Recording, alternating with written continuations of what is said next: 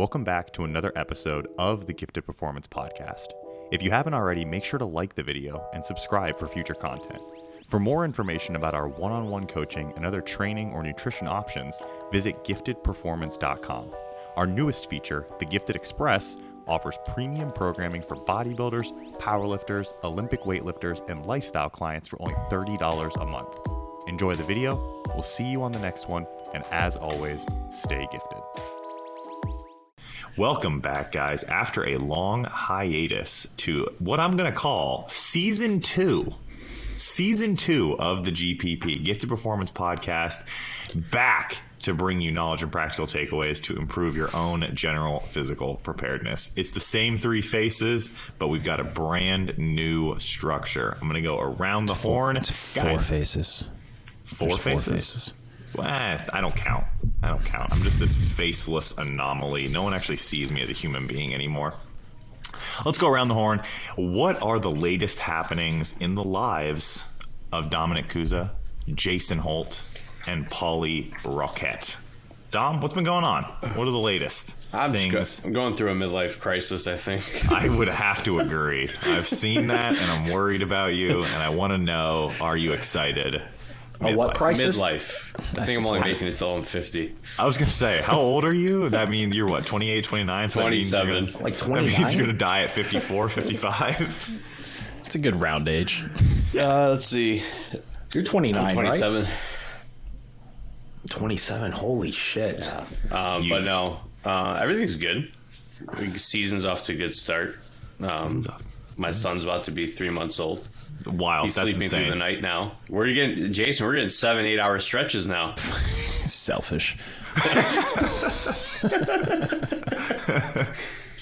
I think you're the same age as my wife, man. What's 3 months old?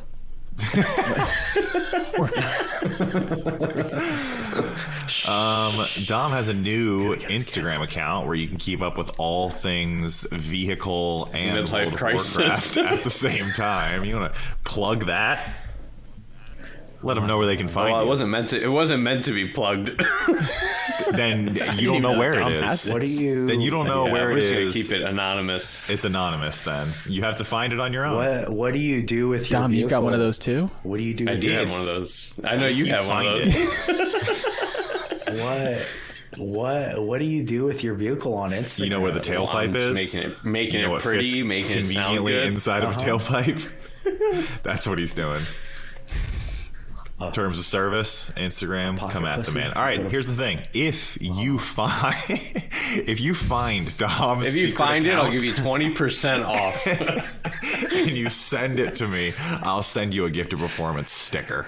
We'll send you a Now sticker. I gotta change the fucking name. Discount code, I found you. Don't check the people that I follow. Don't check those. You don't. It's definitely That's not cheating. there. It is. It is. Oh, that's hilarious. Jason, what's going on in your world? Oh, man. I am through my midlife crisis. That was 15 years ago. And at this point, I'm just staying super busy. I've got like 14 different projects that are all 5% complete. So that's my life. I gauge Jason's busyness on the quality of the handwriting on the whiteboard behind him, and it looks pretty good. Honestly, everything looks neatly in its place back there. So I think that you could handle 2 to 3 more projects. My wife thinks it's hilarious because I wake up every morning and I basically I walk through the house and then I come in here and then I look at that whiteboard and she's like, I can see the terror in your eyes as I'm just like, I can see that too. Like Jason just waking up, crusty-eyed and everything. just like, ugh. Paul, what are the main sources of terror in your life? Oh, man. dude. Existence? I don't know. I think I might have some knee. Knee? Huh? Your knee is fucked up? Some meat? Maybe. He said it's huh? meat? No, I think I might need some time to think about that. I worry about my heart sometimes. Yeah. I don't mean to look. The grass guy came and I talked to him about cutting trees and stuff. And he told me about some terrifying things. Like there are these bugs in Florida that lay their eggs in your lip. and they can give you like parasites that fuck up your heart. Yeah, dude. Did he offer some bug spraying after he said all that? No, dude. No. He let me know that the turtles in my backyard are actually snapping turtles. So don't fuck with them. Yeah. Yeah, he was like, "Oh yeah, you see those ducks? They eat the shit out of those ducks, dude." It's crazy, man. Yeah. How long has this fella been in the treescaping business? Dude, he's serviced this whole neighborhood for like 13 years, man. Prior military? Yeah. He talked to me about how the internet is ruining our society. Prior military? And how he plans on moving. He's prior military for sure. No, I don't think so, dude. I don't think so. He said he lives in the boonies somewhere around here, dude. Kind of far away. Does he have a lot of canned goods? I don't know, man. Appeared on an episode of Doomsday Preppers. Yeah. AMC's honestly, hit series. I like him. I trust him with my life, dude. I wouldn't. I trust him with my life, dude. He is such a nice guy. What's his name? And he knows so many. What's his name? So many things. His last Jesse. Okay. I have his card right here because I had to pay him because he forgot to charge me for 3 months of lawn care. So I had to pay him like at one time. I was like, "Can you send him to my house?" This is some bullshit, dude. Yeah, I'll take. I think he might be kind of far, 3 man. months of but free service. As long as he forgets about his invoicing. That's what we like to see. It's not fun. It's not fun. I saw him outside and I was like, "Hey, man, we need to get on top of this because I'm going to be pissed when I have to pay you 8 months of lawn care at one time." So Paul recently brought up the idea of chopping down a tree in his backyard just because he doesn't like it, and then selling the lumber. Paul, what's the like working plan there? Like, where are you going to start? How are you going to get that tree down? And then how are you going to monetize that wood? I changed my mind, dude. The tree guy actually talked me out of it. Okay. Because of the parasites? Because he said it cost a little under $7,000 to get rid of those 2 trees. What?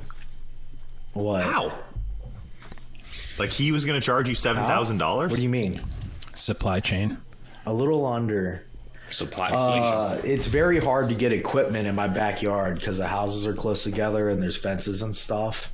And there's like a canal right next to the trees. Okay, so you're not going. I don't know. Not going with like Maybe- the Paul Bunyan approach of just like hacking away until it falls over. I don't know. I don't know what the approach is. I've never cut down an oak tree, but If you ever have cut down an oak tree, comment below.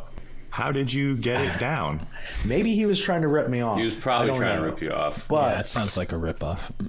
Yeah, I don't trust Jesse. Yeah. Jesse, I heard it'd be very expensive. we don't trust Jesse.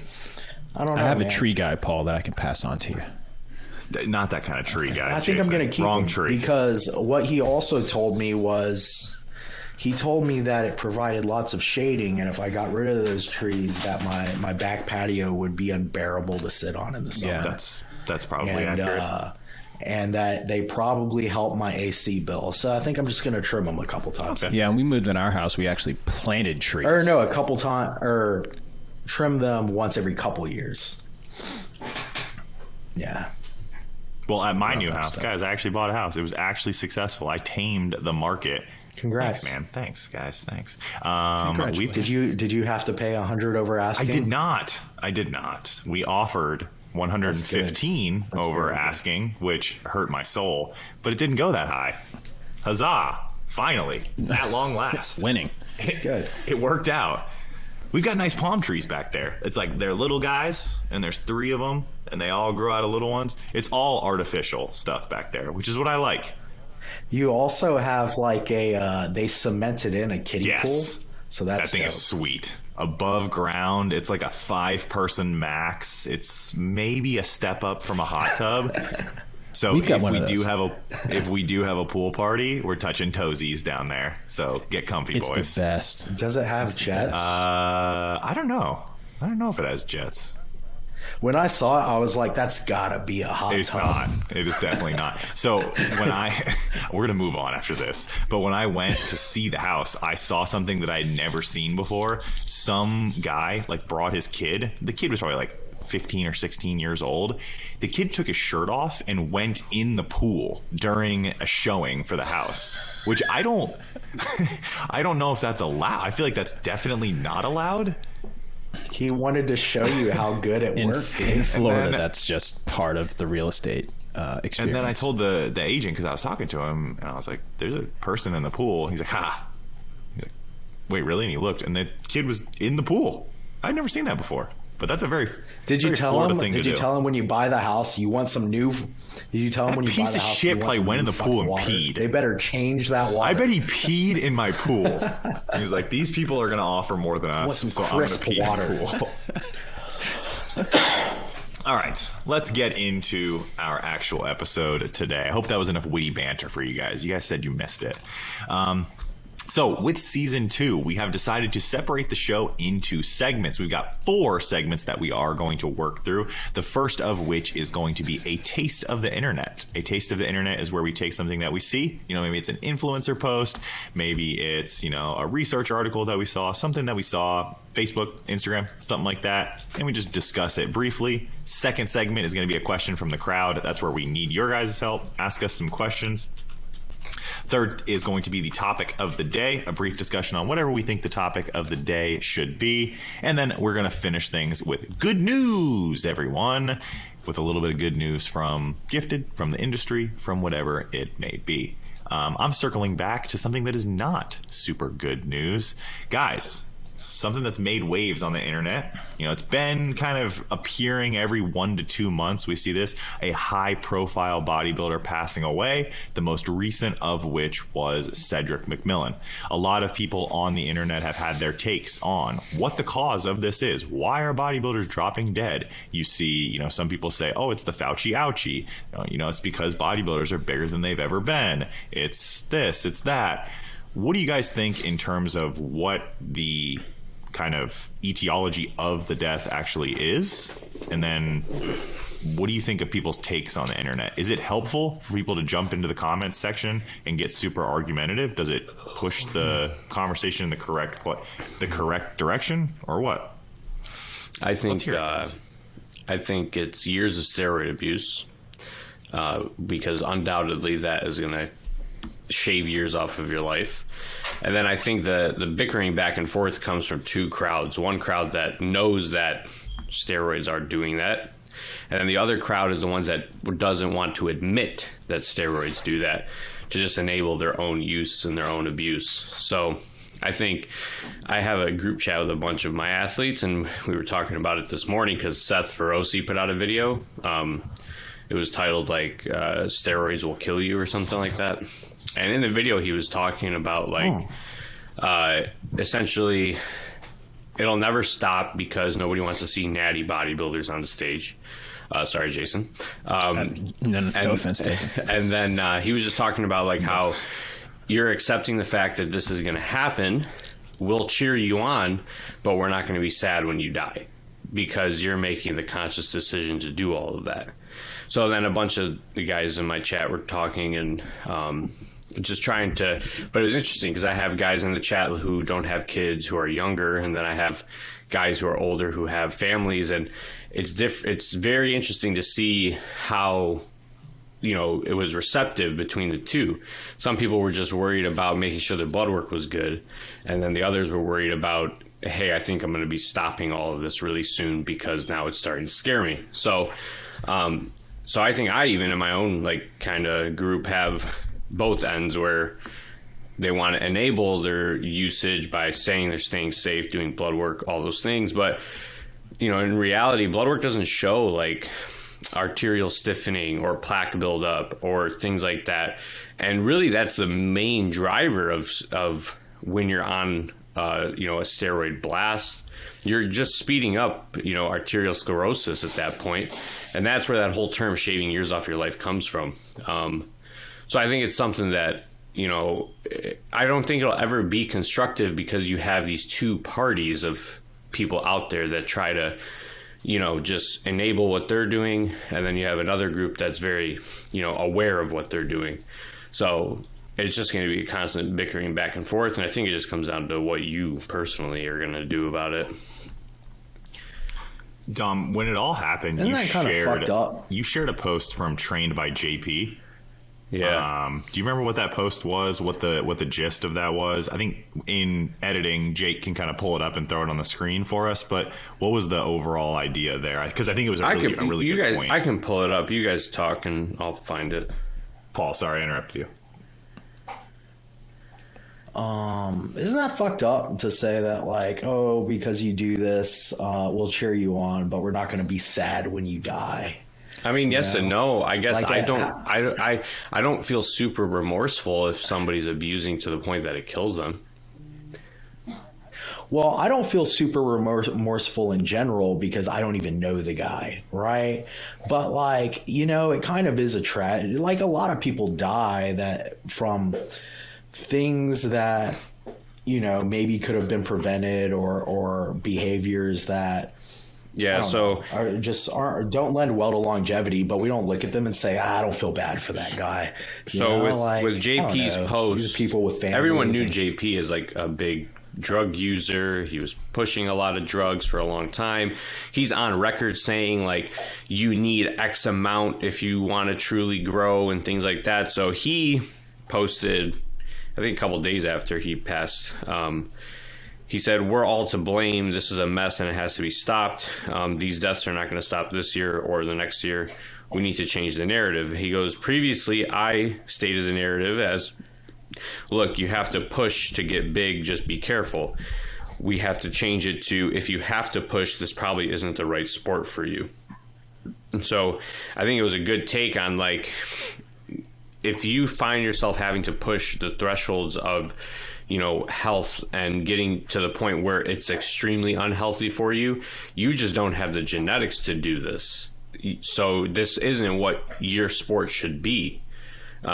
Even personally, the more this stuff's happening, I almost think about taking a step back from it all. So it's like, do I have the genetics to be at that top?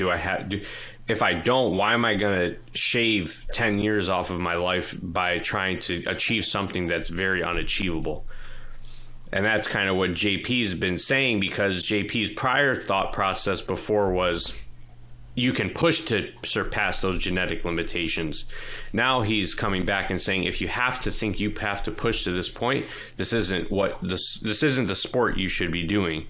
And that's just what he was saying. And he was just like, so to be clear, this isn't saying taking less will get you there. It won't. It's not a chance. But it's saying that if you have to push, you just don't have the genetics to excel in this. That's interesting, because I fail to see the application in a scenario where, like, Cedric had the genetics to do this, right? You know? The question of Cedric's genetics is probably, like, Cedric always had the genetics to compete at a high level. At the highest level, it was, does Cedric have the genetics to win at the highest level? And the answer there is probably not. So that's where the pushing the envelope came. It was like he had to, like JP would say, continue to push. And for every gimme, there was a gotcha. And as he kind of exceeded his own genetic limit through pharma, there was an increasing level of side effects that he probably incurred. Well, I think this is a huge consideration as well, because I don't know what Cedric's doses were. I don't know how hard he had to push. Yeah, I don't know if we ever will. He was in his 40s, right? He was in his 40s, right? And he had been doing this for over a decade, for sure. Probably 20 years, right? 20 plus years. Yeah, I'd say probably close to 20 years now. So, like, I think that's, like, one of the biggest considerations here. Not that doses aren't at all, but this is a young person's endeavor, and this is also an endeavor that you might have a decade in, right? This isn't something you try to do for 20 plus years, right? Yeah.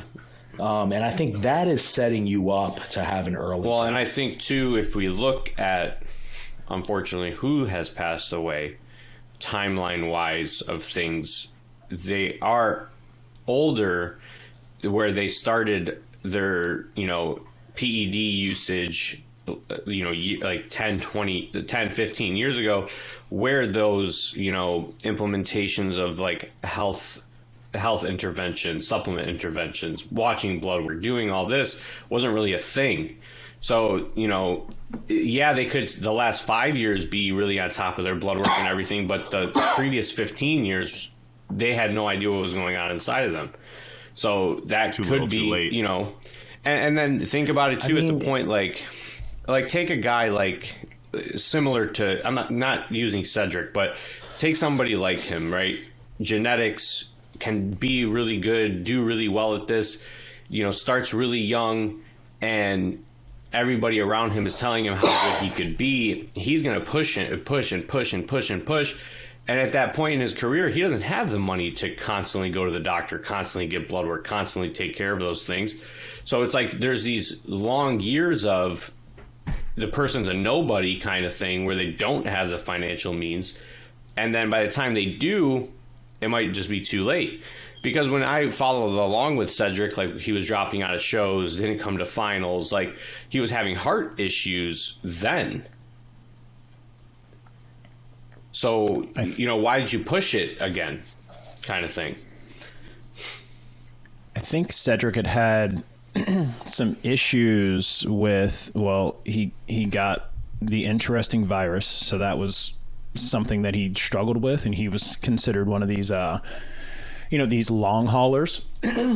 And I guess Nick Trigili said that he had been intubated at some point in time, and intubation can be rough in general because you're basically sticking a tube down someone's throat so you can breathe for them. I guess there were allegedly some residual effects from that intubation.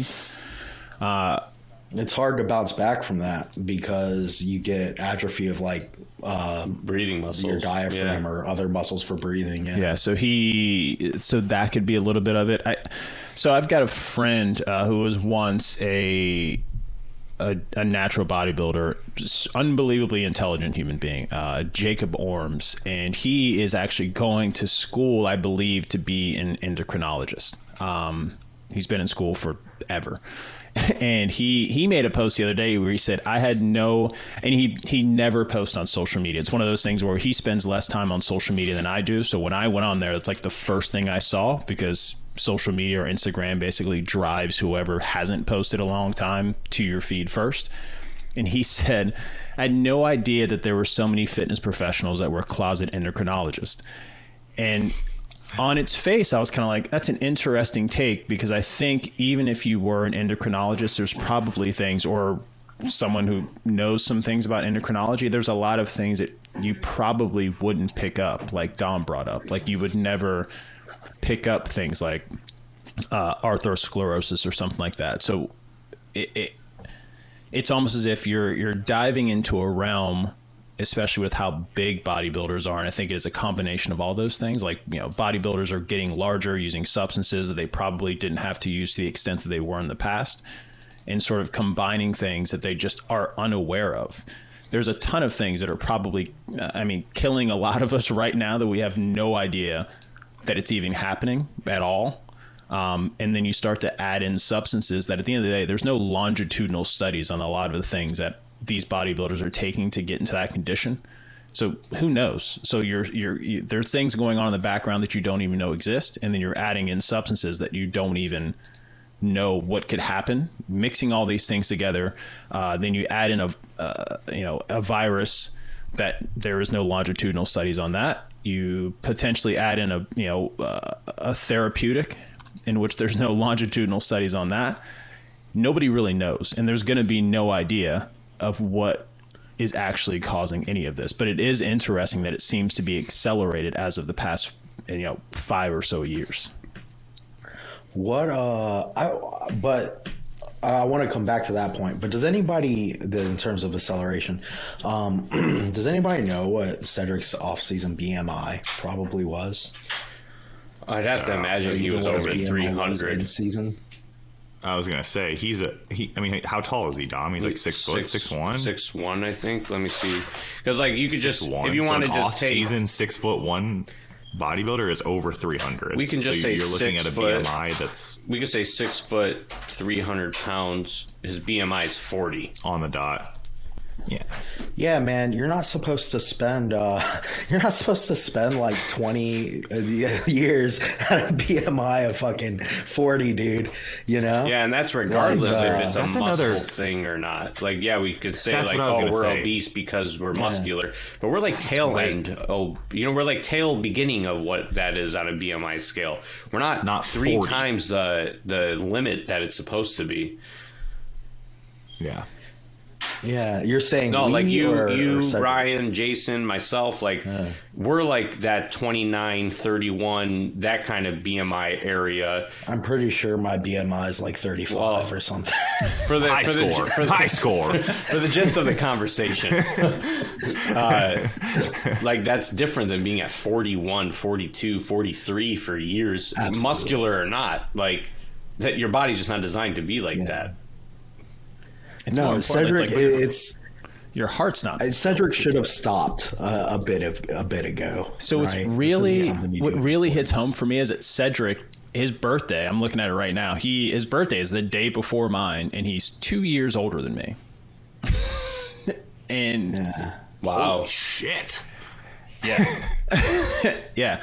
So we're not calling you old, but you in a way called yourself old. Right, exactly. I'm old. Like I'm not. Like I'm, you know. So and he had 4 children. You're so aged. For me, and I think, and Dom, I thought it was interesting. She brought it up earlier that your thoughts around the whole thing have changed, and I always wonder if that's because you have a 3-month-old, and I wonder if that's for sure is the reason why. What changes your opinion on things. And I said that in my chat today. So one of the kids said like no, or he said something, and I was like, that's all going to change when you have a kid. Your whole mentality shift is going to change when you have a kid. Yeah. So I wonder if a lot of what we see on the internet is a lot of people. I find it interesting. If you look at responses from people, it's often the people that have children and families. Their responses to certain things are often very different from people who don't. And I wonder if because JP does not have any children. No. So JP's response is going to be, you know, you should still push. You know, you don't push, but if you don't have, like, almost as if you need to push, then you don't need to be there. But if you can get there without pushing, which pushing is going to be relative, then you should continue. Where some people, if they have kids, they're like, no, like I'm out. Like even Terrence Ruffin's kind of like, I've made my money. I'm probably going to get out here in a few years, and he doesn't even have kids, but.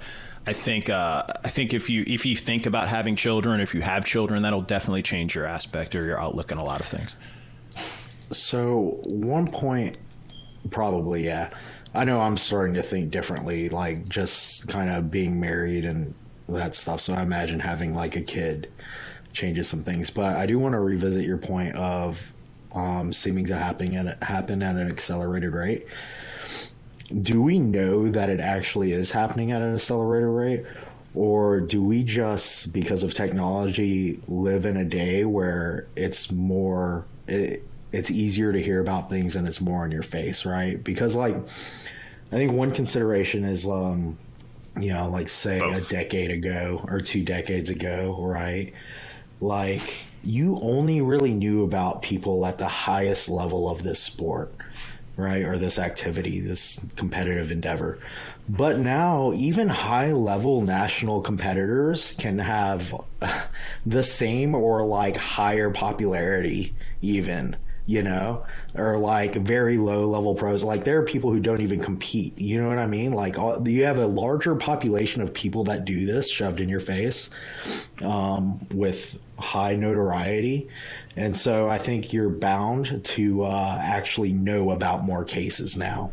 I think my only pushback with that would be it's happening more at the higher level. And those are the people that have always been in the lens. So even when I was a kid and not before the internet, well, I guess I could say before the internet, but back when I would just go to the grocery store and buy like Muscle Mag and Flex Magazine and all that stuff, that would always highlight mostly the top in the sport or the top up and comers in the sport.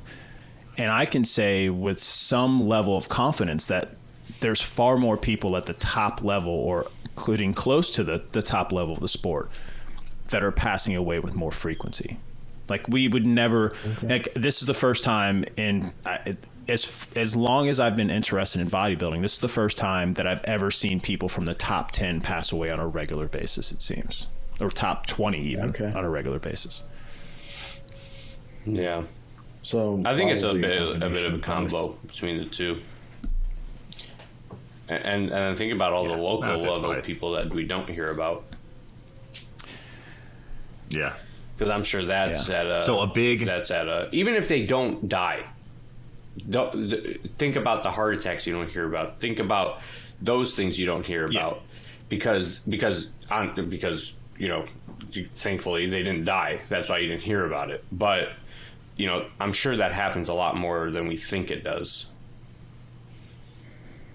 For sure. I mean, when I look at this stuff, I look at people die, like all the time. Like there's people dying right now as we're having this conversation. They're just dying, unfortunately. But from the lens of the people that we're paying attention to, it seems to me, and this is from my own, just my own personal lens and my own scope, it seems like it's just happening more within that crowd of who's the top 20, or, you know, especially from open bodybuilding. It just seems like it's happening more within that specific sort of demographic. In the past, people would pass away, but it was often like, you know, their careers were over. You know, so you'd find like Tom Prince passes away, but Tom Prince was, you know, his career was over like 15, 20 years ago. And he always sort of struggled through a drug problem. Mike Matarazzo passed away, but also passed, you know, he'd already gotten done with competing. So it was never, people were passing away, but it was after they were competing. Now it seems like top 20 and there are still active competitors. Do you feel like the top 10 or 20 bodybuilders are cycled through at a more rapid rate these days? Right? Like, does that make sense? Like, you have a new top 10 more often now than you used to a decade ago or 2 decades ago. And you see a lot more individuals who you could classify as like flash in the pan. Like they're really good for a year or two, and then you just stop hearing about them altogether. Well, I think that's just because I would suspect maybe that's because of health. Yeah, like they just can't keep up with it. It's probably just burns them out. Yeah. Yeah. Like I almost wonder, because there are more people getting into this, more people pushing, and it does sort of seem like a lot of people come and go really fast, you know? I think it's probably a combination of those factors, and I also think of, you know, as a sort of a closet economist, I think about how, like, financially, can you afford to push for that long? Because that's another thing. I mean, I don't know. I think it's shit about fuck, more, and I just imagine how expensive it is to push that hard for that long. I think it's more affordable than people would think. But I often think, like, so most, you know, personal trainers don't make a lot of money. Harsh reality, most of them. And most of those people that are, at least that I've known, that are in the sport are often like personal trainers or online coaches. And there's a very few that make enough of a living, I think, to sort of to finance. Bodybuilders aren't great at using their money. Like they will go broke, but still be able to afford their drugs, right? That's a good like they'll skip paying bills. They'll do gay for pay. They'll sell drugs. Like, I'm just glad I haven't seen a like GoFundMe like pay for me to go to NPC Nationals in a while. I'm glad. I know that they're still out there, but I'm glad every time I see that, I'm just like, I hope you get $0, or I hope your mom gives you $10, and then it just sits on like $10 out of my $10,000 goal, and it just stays right there, and it never fucking moves. And they don't even get the full 10. Deserve. That's honestly because GoFundMe takes a percentage. Yeah. It's like, thanks, Mom, $7. All right, let's move it along here. Hey, rest in peace to Cedric McMillan, a veteran. He was a loved figure in the sport. I think a lot of people posted some really heartfelt tributes about him. He was apparently I never met him in person, but he was apparently a very, very nice individual, always took time, a good representative of the sport, and I think that he'll be missed by many.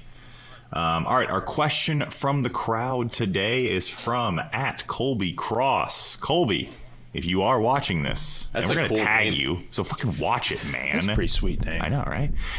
Colby, go ahead and comment down below, and we will reach out. We will get your address, and we will send you a Gifted Performance sticker so you can rep the set, just for asking your question. So Colby says, how do you go about making exercise selections when designing a training block for a client? So how do you, what is your thought process summed up in 140 characters or less on how you select exercises? I answered this on my story. I think I said, I want to see the client be able to perform the movement through a full pain-free range of motion, and then have it be a movement that can be progressed via repetitions or weight load weekly over the course of a mesocycle without any shifts in technique to accommodate that progression. That was my 10-second answer. I'll let you guys go from here.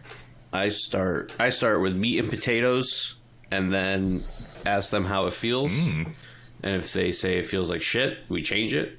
And if not, we continue and see how they progress with it. But I think that's a good way if you feel like it's first time working with somebody. Put them with just simple movements at first, and kind of just the base movements, basic stuff we all got into fitness and started doing right away. See how those feel, and if those feel good, we can progress with those. If they don't feel good, then we can switch something, and then we know that doesn't feel good, so we know never to use that again. Yeah, I think it's a lot like making sweet love. You don't go into it and start with the pile driver. No. You start with the basics. Exactly. You go Ease with your way missionary, into it. maybe a little bit of doggy style if you're feeling frisky. But if it's your first time with a lady, you don't whip out the pile driver, move number one. That's not where you begin. Jay, right? You're just trying to accomplish the mission. I'm not. Hilarious.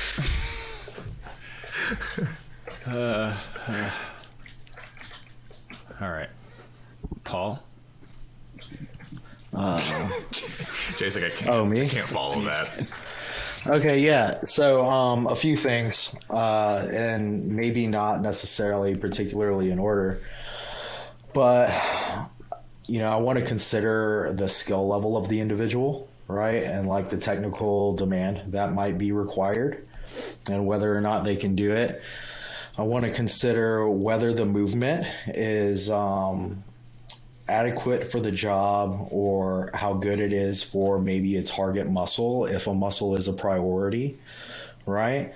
And within that, I might consider the individual's biomechanics, right? Because I've done stuff before, like I've just given people, I'm like, incline barbell bench press, great movement. And then I watch them do it, and I'm like, that's not a good movement for you. That looks awful. That is going to be very hard to overload, right? I'm surprised that you're not telling me that this is uncomfortable, like people with like certain parts of their arm are really long, and you're like, dude, how do you even get your arm that far behind you at the bottom of that? It's insane. So yeah, there's the individual biomechanics potentially, and overloadability, which I think you said, Ryan. That is huge, because when I give somebody a movement,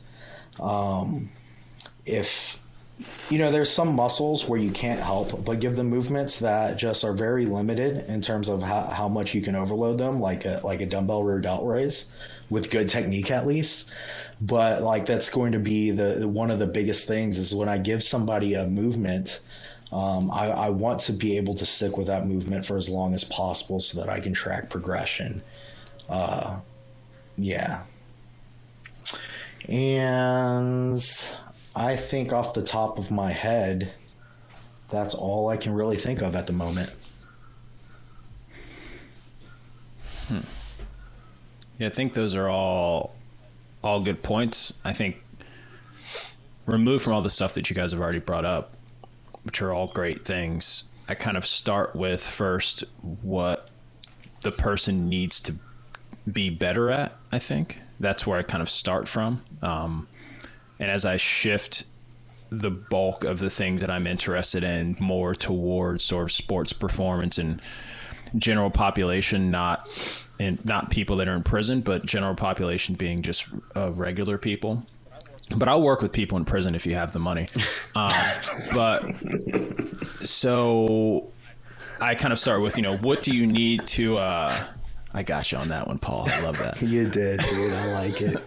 It's my favorite thing, I think. But I kind of think of what do you need to be better at? So if you just need to be better at just moving in general, I'm probably not going to give you something overly complex. I just want you to move appropriately, just kind of move your limbs around in the appropriate manner first and kind of work my way from there. But yeah, just making sure that I give you exercises that you can progress in over time is probably going to be the primary thing. And then maybe sometimes I'll ask people, like, what, especially if they have some experience with exercise, like, what do you like to do? Like, is there an exercise that you've actually liked to do? Maybe we give you some of that, because I think sometimes we can program things that people just don't like to do because that's what we think is the best thing for them. But if they don't enjoy it, they're like, I don't want to do this. And then they might lose a little bit of the spirit of wanting to do that. I think Ryan's like, no, I just give them whatever I tell them to do. Sorry. I think you got to have a healthy mix, right? It's a very my way or the highway. Sometimes you got to do shit you don't want to do, but it's cool sometimes to also do shit you like doing. Yeah, for sure. I mean, you get those people that I saw the other day.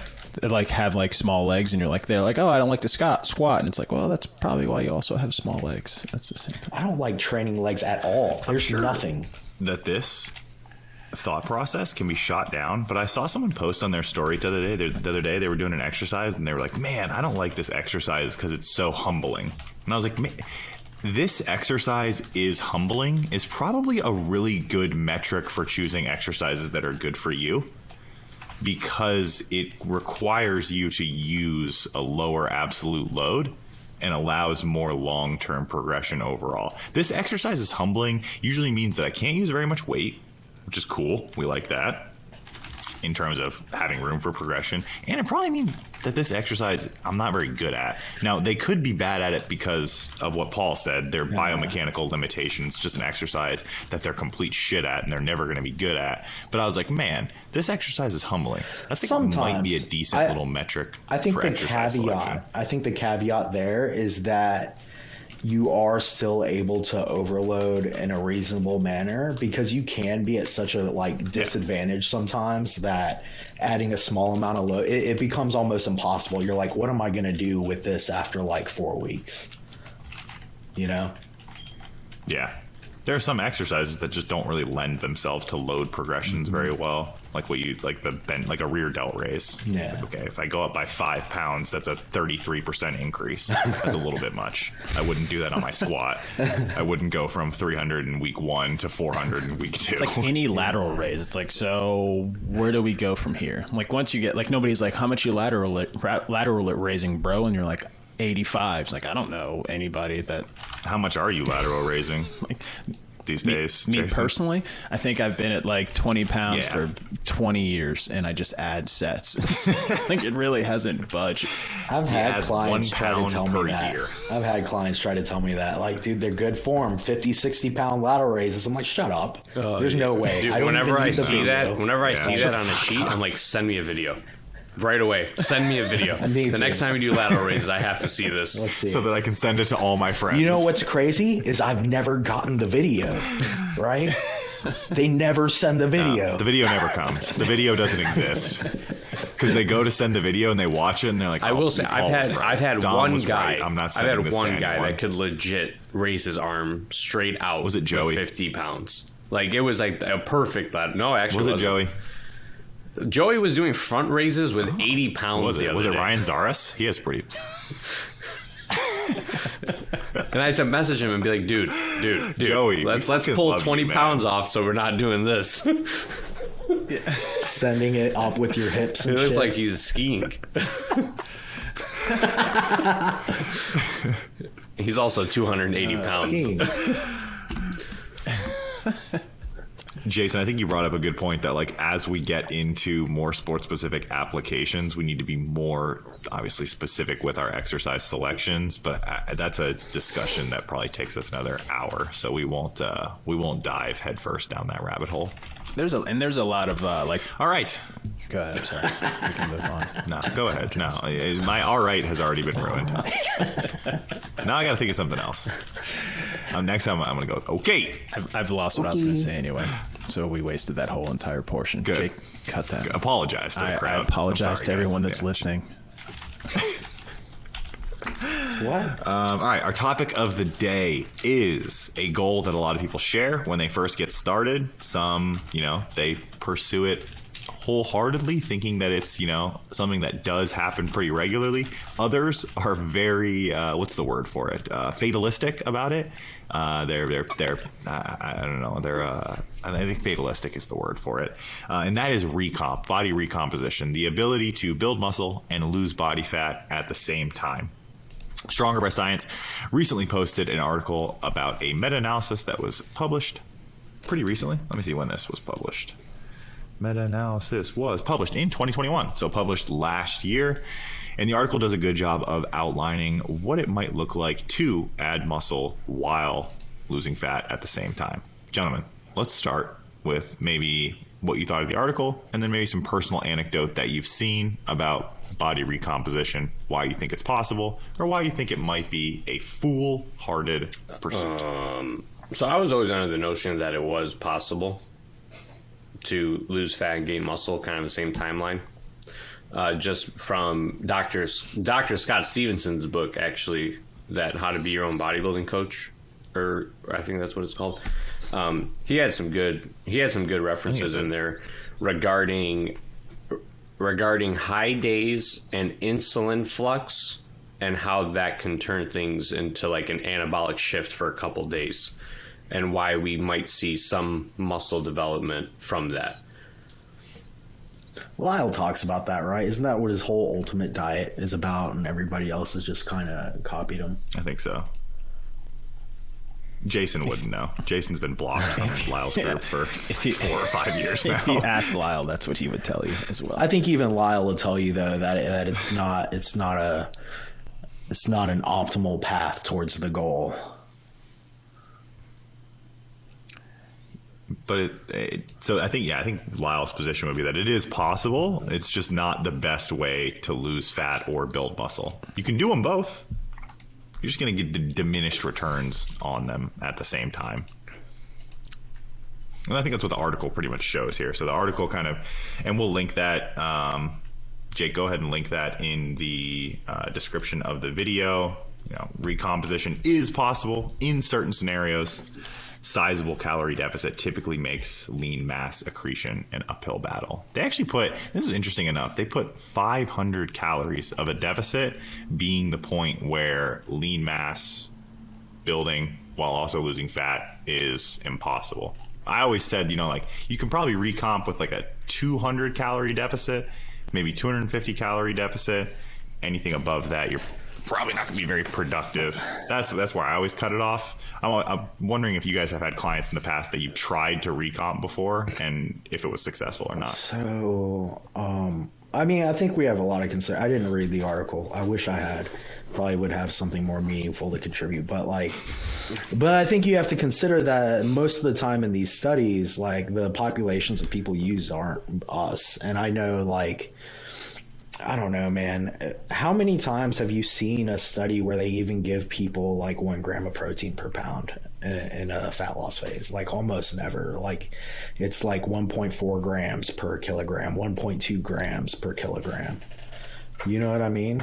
How many studies exist where they have them eating 1 gram of protein per pound of body weight, they're resistance training more than 4 times a week, and they're not doing some silly ass training program? I don't think that study even exists. I don't think it's out there. And that's something that Lyle continuously kind of brings up with a lot of these studies, that the design is often either poor or it's designed in a way that just isn't basically it's designed in a way where they're doing things that no one would actually do. And a lot of it is because you're not going to get funded. Nobody really cares that much about recomp in the grander scheme of things, just because, obesity is the epidemic. Getting people jacked and losing fat at the same time is not a big concern for a lot of society as a whole. So that's where a lot of these studies are not very good. Even the studies that were inside of this review paper, it was old people. I guess people my age. So in the larger picture, like that's going to be the population of people that you would need to be more concerned with things like recomp. So sure, that makes sense. But again, they're not like in a metabolic ward where you can control their nutrition at all. Often the training programs are pretty bad. In this situation, most of these people were untrained. So they're going to get a response that's going to be completely different than most people who have trained at all at some point in time. And then also untrained is often a spectrum in a lot of these studies. So there's that to kind of consider. The paper brought up Bearcat's study. Chris Bearcat was working with off-season basketball players. So sure, it seems reasonable to prove that you could get an off-season collegiate basketball player to go through some level of recomp, because that's their almost natural state, is to be fairly muscular. So they're going to come back to that pretty quickly as soon as their environment allows for it. Yes, and I'm glad you brought that up, because no, because I don't know where he picked these people up in their year season, but if they had just finished their basketball season, they probably weren't lifting much, and then you put them in this training study and they regain all this muscle that they lost not doing much resistance training. But not only that, I didn't know Bearcat or whatever did research. I didn't know he was in academics, but he's a professional natural bodybuilder, right? He is. The training he had them do in their study was probably was better than anything they had ever done for hypertrophy in their sport specific training, right? And so you take somebody with good genetics who potentially has lost some muscle over this season or whatever, and you give them better bodybuilding training than they've ever done. And I would like to assume that maybe there was some nutrition control or protocols or recommendation in the study. Like, yeah, these people are probably going to fucking grow, right? Anybody disagree? Yeah, it makes sense. Yeah. And sometimes that's the problem with research design these days, is because you are getting more people in academics, right? And the complaint is that these studies suck. And so we start designing protocols that will produce an effect just because they're better protocols than what's been shown in the research before. Right? Like we've talked about that before in the lab when I did research, is like, you don't want to make your training too good, because then you just get an effect anyway, but anyways, shit, there was something else I wanted to say about that. So in terms of like recomp or what, did I cut you off? Do you have more to say? Me? Yeah. No. Okay. I always do that. I hate it. I feel so bad after the show. I'm like, damn it. I like cut off Dom 687 times. But I think recomp is largely reserved for those special circumstances: hiatus from training, extremely obese, undertrained, potentially new to drugs, right, or something like that. I never try to intentionally recomp people. It's always like, hey, I think this would be like a good situation for a recomp. Let's let this be a side effect. Or if a recomp's happening, I'm like, I'm not going to stop this. We were moving towards the direction of growing, and we are still growing, but we're happening to lose fat. Like, we're going to end up in a better spot anyway. So let's let this fat loss continue. And a lot of times, like in terms of trained people, the only time I ever really see it these days is sometimes in enhanced individuals, or a lot of times coming out of a diet, right? Especially when individuals are enhanced. So like sometimes I'll intentionally terminate a diet a little prematurely and be conservative with food increases, knowing that we're going to fill out, we're probably going to continue to lose fat, and this individual is in a hormonal environment where growing is probably going to happen. But other than that, if I'm a personal trainer who's working with general population individuals, how special of a circumstance are those special circumstances that you just listed? Oh, you get that all the time. Obese. Yeah. Somewhere between 33 to 36% of the U.S. population. Hiatus from training or no training at all. Most Americans report, or around 20 to 30% of Americans report that they get the recommended amount of daily physical activity. Yeah. So you're looking at another 70 to 80% right there. Individuals who have never followed a structured resistance training program in their life, most people who are eating enough protein for the first time in their life, again, most people. I think if I'm a like personal trainer who's watching this and I'm working with general population, say I'm working at like Crunch Fitness or LA Fitness or something like that, or I'm just first getting into online fitness and I'm just working with general population people, like, holy shit, like, I'm recomping everybody. Unless you're like super fucking obese and you need to get that body fat off right now or you're going to really run into some issues, I'm going for recomp with everybody, because probably 70-80% of the people that come through my door are going to be in that special circumstance. When you get into like bodybuilding, fuck, give up. Recomp ain't happening. Natural bodybuilding, recomp double, triple, quadruple ain't happening. Give it up. You got to one thing at a time. One thing at a time. And you might not even be that good at that one thing. You're probably not good at either one of those things in the grander scheme of things. But like, yeah, people think of recomp as like this thing where it's like, let's say you do it right, that like in 3 months you're gonna look amazing. Like, no, usually when you recomp, like in order to like make a huge change, that's like 6 months, a year of your life. Like 3 months of recomping, you just look like a slightly better version of what you just did, and that's not what most of us are after. You know?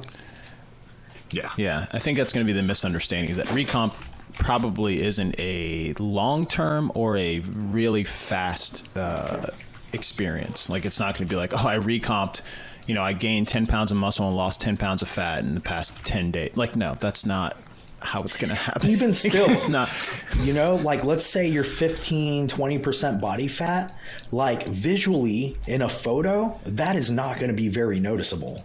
10 pounds of fat and 10 pounds of muscle, right? Try 30. Like, how long is that going to take? You don't do that in one go, No, yeah, that's a year, 18 months. I mean, 30 pounds of muscle, if you're for a fucking that's a lifetime of muscle for a natural 30 pounds of muscle, Yeah, for a good natural, that's for a good natural, that's 30 pounds of muscle. Dom, anything to add? I think I'm satisfied. Dom's happy with the recomp. The one last thing I would add when it comes to the magnitude, because you mentioned potentially having people, 250 calories or whatever. I don't know. It's hard to put a number on it, but I answer this question in the same way as a lot of them. Like, when people are like, hey, can I maximize fat loss by doing this, right? And I tell them, like, hey, man, anytime you try to maximize catabolism, you minimize anabolism, right? So, right, like, you can't get maximal fat loss without either completely erasing muscle gain or potentially losing muscle, right, at the most extreme end of the spectrum. So you have to think about it like a sliding scale, right, and it's trade-offs. I think that's a good point, because even as like a for drug-free competitors during a prep, often the goal is no longer for you to necessarily lose as fast as you can. The goal is to just to get you to hold on to what you have for as long as we possibly can. And there are people, I mean, it's not uncommon to see people continue to make progress with their lifts throughout that process, up until showtime. But even then, we're probably not, like, that's probably all neural. That's almost completely just, you've gotten better at lifting, and that's all that is. And possibly your level of overall fitness has gone up, so that's kind of driving those increases in performance. Or they might not have had much to lose in the first place, right? Like, they were already so close, their leverages didn't change much, stuff like that. Yeah, that's true. That's also true. I mean, even if you think about the very best, like the Doug Millers of the world, Doug Miller right now walking around looks, at least from pictures, very close to what he looks like on stage.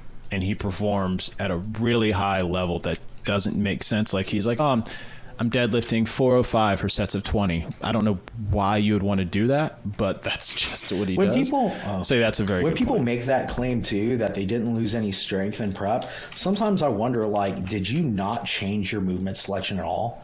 At no point were you like, man, squats are starting to suck, this isn't progressing, I'm going to change this. Like, of course you got stronger when you changed your movement patterns, you know, or your training and all that. I don't know.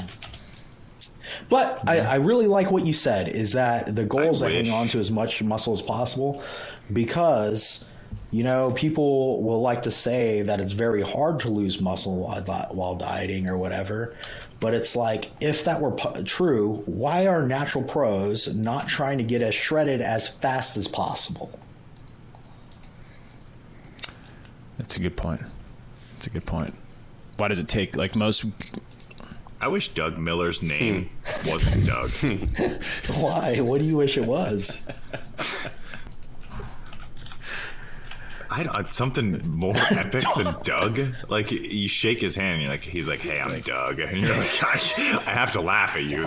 Your name isn't Doug. Your name is like Magnus, or your name is like Gunter, or something. What do you do? Do you work on refrigeration systems for a living? Like, what do you do sounds there, like Doug? a family man. It's just, it's an uncommon name. Yeah, that's true. That's true. He's probably It's like, okay, call me by my real name, Douglas. Like, oh, you made it worse. I wish you hadn't.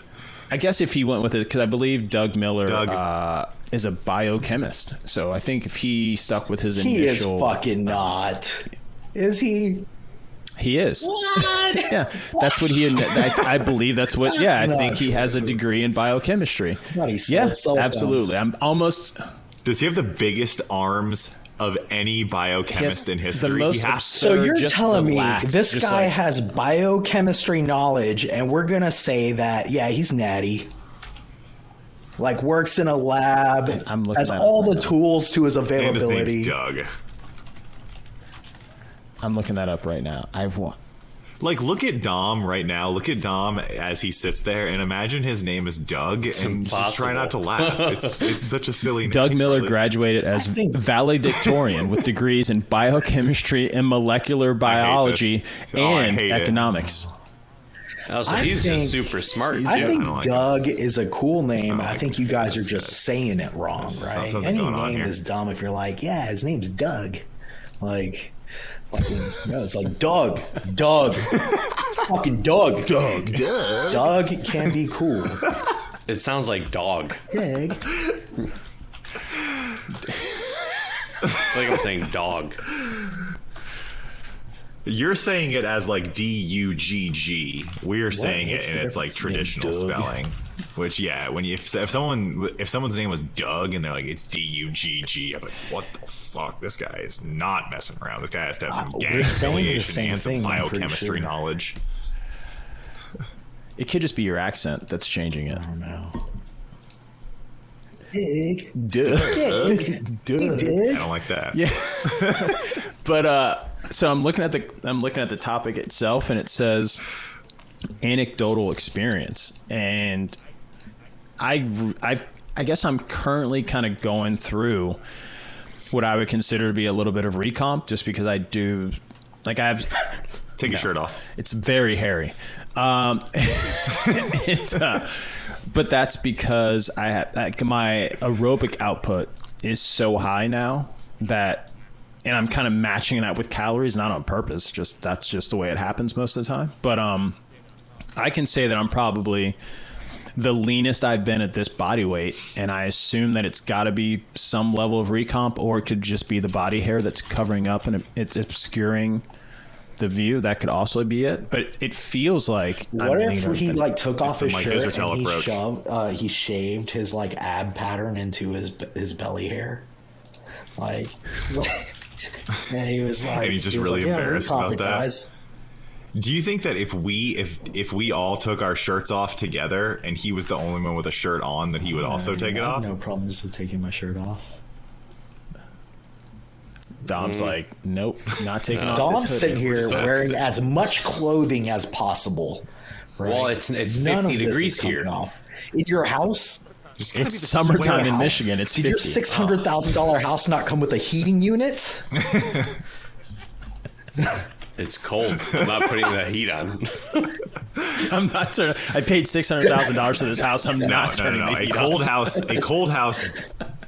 A cold house beats a hot house every day of the week. Every day. I would rather my house be 50 than 80. My AC stays on all 70. Day.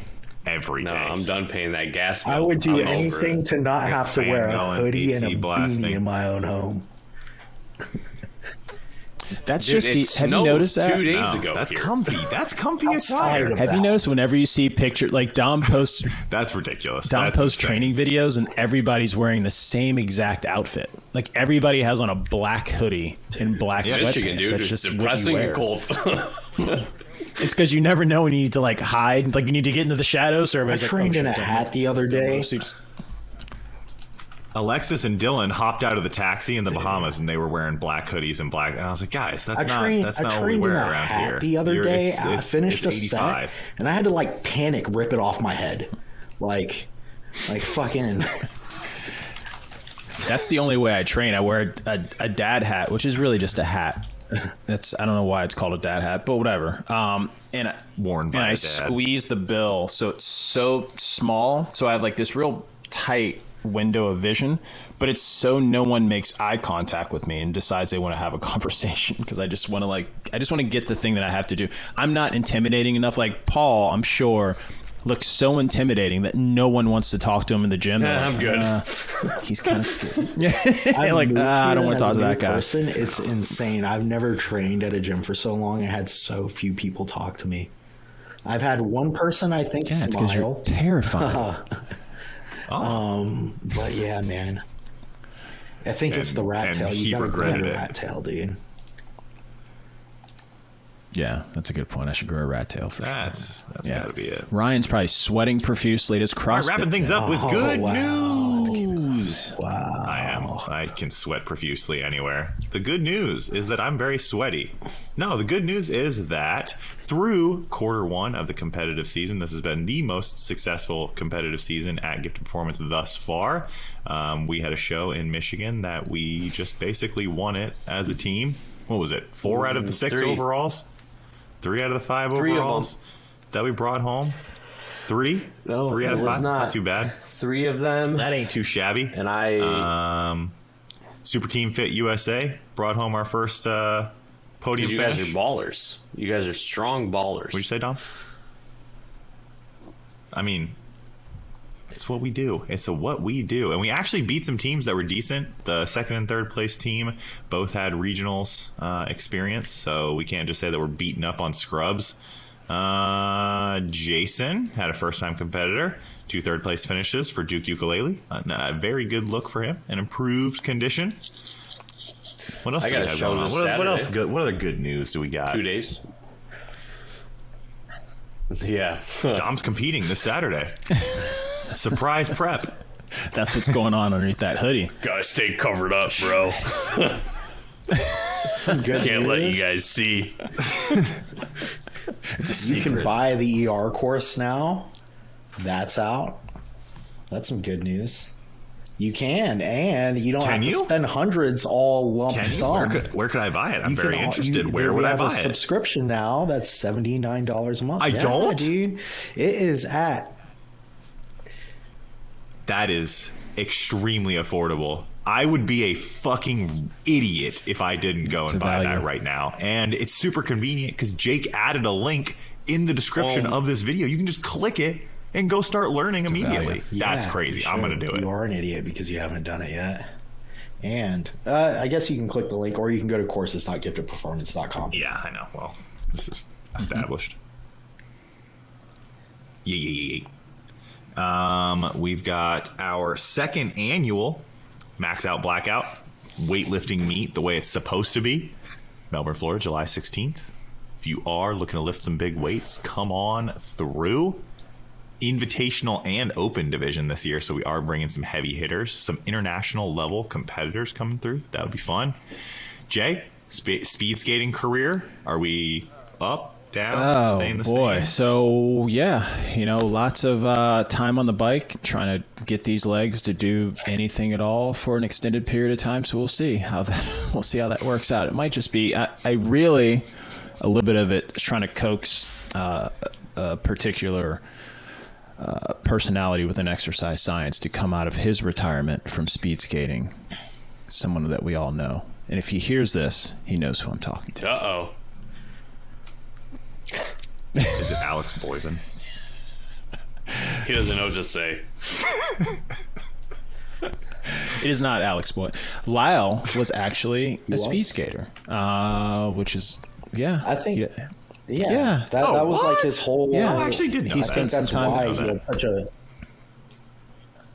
Maybe just go post something about George Floyd in his group.